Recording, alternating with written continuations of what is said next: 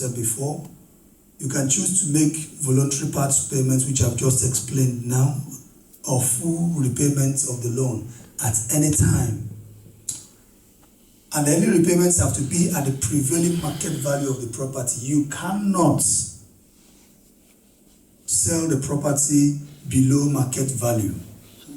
They will come and value the property, and at the prevailing market value, that's what they will accept. So you cannot just say, I need money quickly, I don't mind selling this house. It's not your house only. Somebody else has a stake in the property.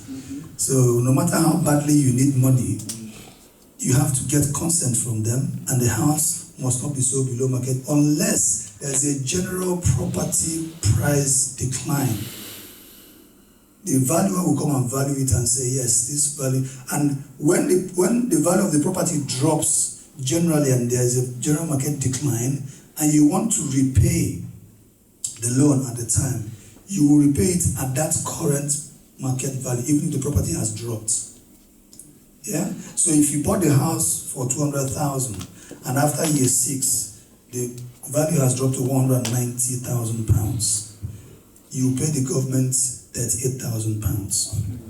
So whatever the prevailing market value is, that's what they're going to base the repayments on. So if the property value has dropped, you pay them the value at that time.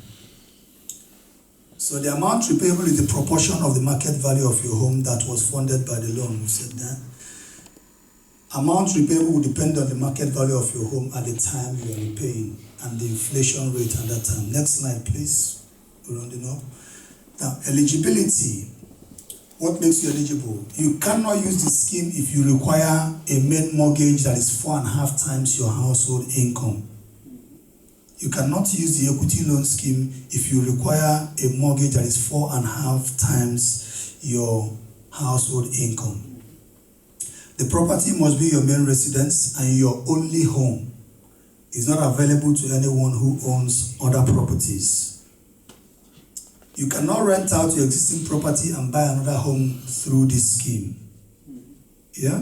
So even though it's available to existing homeowners, or you cannot rent out that existing house and decide to buy another property using this scheme. If you want to do it, you sell the old house and then you can use this scheme to buy a new one. Yeah? Okay, so it's not available to anyone that owns a land with residential planning permission on it. So if you bought a land somewhere and there is planning permission on it, you are saying, oh, it's not a house, it's just a land. No. It's a landed property. You cannot take advantage of this. So it's not available to anyone whose name is on the deed or who would benefit from future sale of a property, even if they don't live in that property.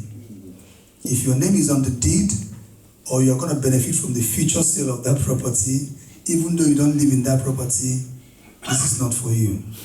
Okay?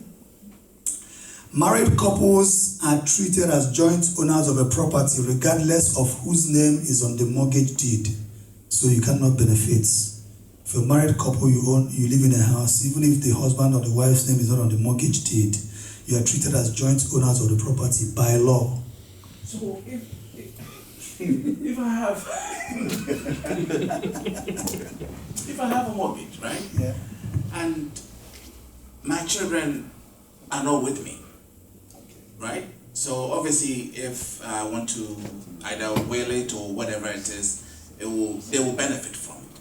So my child cannot use this scheme because he probably will benefit for the future sale of my property. Is that what you're saying? Or does your child live in the property? No, they don't live in the property. Now, if you made a will and your child that property has been willed to your child, it means that when you sell the property, your child will benefit from that property. Right. It disqualifies them from being eligible for this because a will has been made and you have specifically said that when you sell this property, let this person or these persons have it. Okay.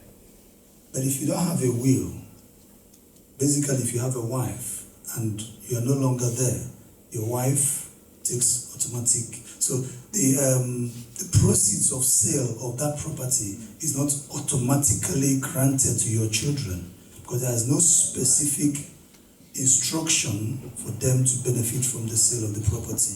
But if there is a specific instruction, there's a legal document like a will saying that they will benefit from the sale of this property even though they don't live there.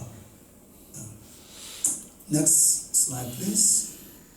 Okay, so the mortgage criteria for help to buy equity loan scheme, the minimum mortgage of 25% of the full purchase price. So you have to get a mortgage of at least minimum of 25% of the value of the property for you to be eligible for this. And the mortgage must not be more than 4.5 times your household income.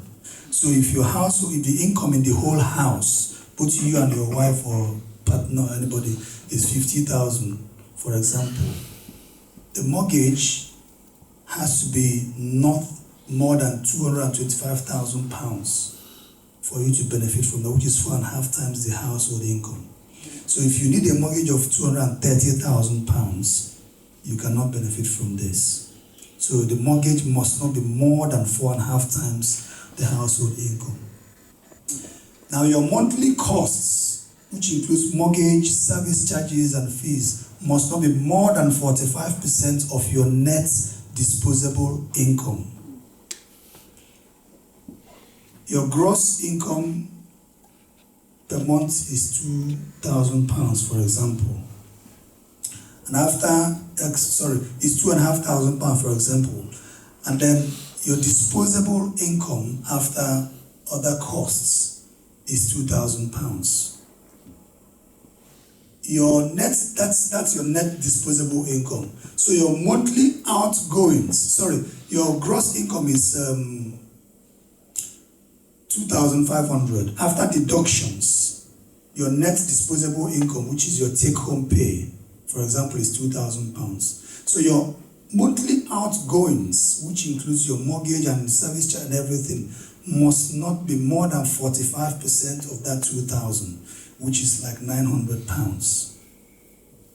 These are the criteria that they will just to assess affordability and make sure that this scheme is suitable for you. So if your monthly outgoings is, say, half of that £2,000 at the end of it all, there is an affordability issue on that. So it must not be more than 4.5 times your net disposable income. Your minimum deposit contribution is 5% of the full purchase price in all cases. But then, I just need you to consider this. Consider if you are better off with a higher deposit contribution and buying the property on your own if you can afford the mortgage. If you have 10% deposits for a house of £200,000 and the mortgage you need is £190,000, if you can afford the mortgage, place the cost and benefits alongside this and see if you're better off with that. If you can afford the £190,000 mortgage, it might be better for you to just go and arrange the mortgage and buy the property and put 10% down and move on. But if you feel that you can, the scheme is for you, you just want to commit 5% deposit, you don't want to pay more than 5% deposit, and you do not mind the government owning 20% of the property, and then in future you hope to repay it as quickly as possible, that's fine, you can do that. But just try and place the cost side by side and what your optimum interest is. Speak to a mortgage broker as well. Next slide, and we round up. Okay, I'm just going to give you a few tips for first-time buyer if you're looking for a mortgage. First of all, your credit report. It's one of the documents I'll be asking from you if you come to me for a mortgage as a first-time buyer. I would like to see your credit report. A lot of, in fact, all the high street banks and all the tier 1 lenders will look at your credit file for the past 6 years.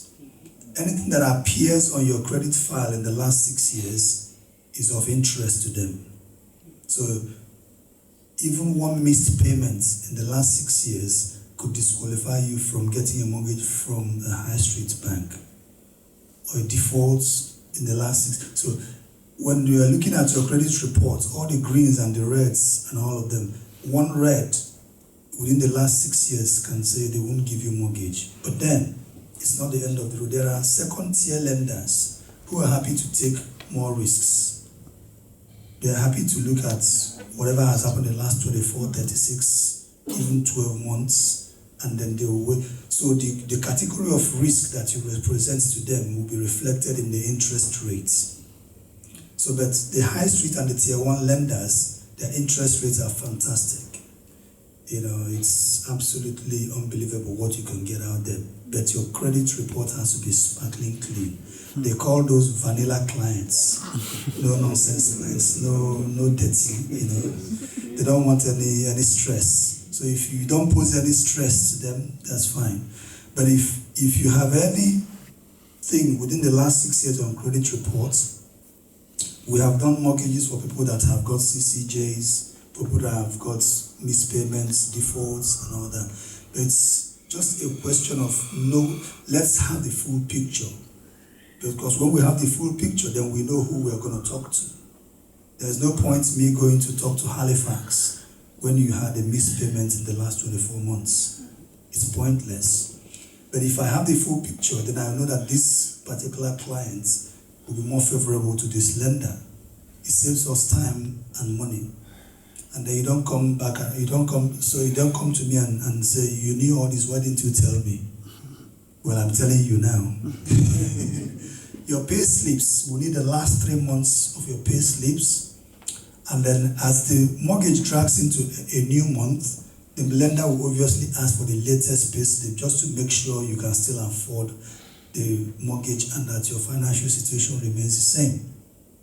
If you're self-employed, we will need to see your SA 302. Now, this is a tricky one because I've done a couple of mortgages for self-employed individuals. The era of self-certification is gone. So if you're self-employed, it's what you have declared to the government in tax and the income you have declared, that is what the banks are looking at. So if you want to get a mortgage, you declare an income that can carry that mortgage. So if you're declaring less than what you're earning, you're not yet ready to get a mortgage, unless what you're declaring can carry the mortgage that you want to apply for. And we normally use 4.5 times that.